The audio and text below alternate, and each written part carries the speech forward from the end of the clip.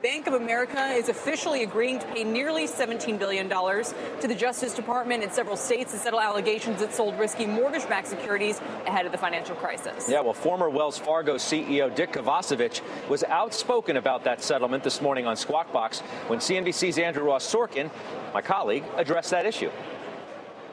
Dick, you've called this extortion? Yes. That's what it is. Elaborate on that, though. You believe that the government is extorting the banks? Yes, because they can. They are. When you listen to the press conference, they won't talk about Countrywide and Merrill Lynch. They'll talk about Bank of America has to be held accountable. No employee of Bank of America, no stockholder of Bank of America, no executive of Bank of America did these criminal things. So is Mr. Kovacevic right? Joining us now to weigh in is our senior contributor, Larry Kudlow, and Andrew Stoltmann, a partner at Stoltmann Law Offices. Andrew, to you first. Is he right or not? He's absolutely 100% wrong. It's one of the dumbest things I've ever heard. I mean, nobody forced Bank of America to buy Countrywide.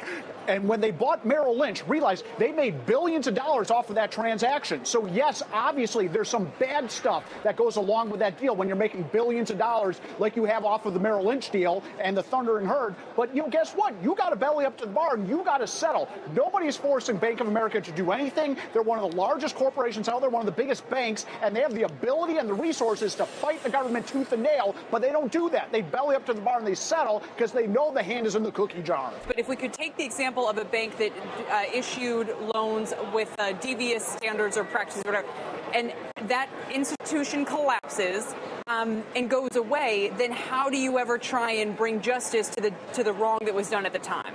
That's the exact point, because if you allow these firms to simply sell out and not have anybody charged, and I agree people should be charged, but if you don't have people being charged and you have the company basically bought up, then all of a sudden nobody would be held liable, and that's just unjust. And look, this isn't an election year issue. I mean, these banks almost melted down the global worldwide economy, and they have to pay. They should Why should innocent shareholders, though, be the ones who are footing the bill? Look, indict the bank and indict the bankers. But then everybody says, well, gee, we don't want to do that, so the only thing you can do is fine them. You see, they don't want to indict the individuals. I know, they should. Because they're going to have trouble in court. They're going to have trouble in court, and they know that. Indicting companies, this was a mistake the federal government made when it sunk Arthur Andersen many years ago. How many accounting scandals have we had post-Arthur Andersen? Once you indict a firm, an accounting firm, we've had zero. We've had zero accounting scandals, at least with respect to issues related to shredding of documents and other related things. If you indict one bank one time, that cleans up the system faster than anything. Come on, buddy. Come on, that's not true. We have had so many SEC civil cases here. I mean, this whole thing is caught in red tape. Criminal charges, Larry. All I'm saying is we need criminal charges. I'm okay with criminal charges. I'm just not okay with indicting the bank and money going to left-wing community activists. I want to ask you, Larry. Wait, will it never happen again? Because Bank of America shares are up 4.5% today, by the way. I mean, granted, they're trading with a huge boot on their neck, but it'll happen again because we still have these entities that are too big to fail, and nothing has changed post-08. And if we're in the same situation, we have the same sort of bailouts, and that's unfortunate. That drives people like me crazy.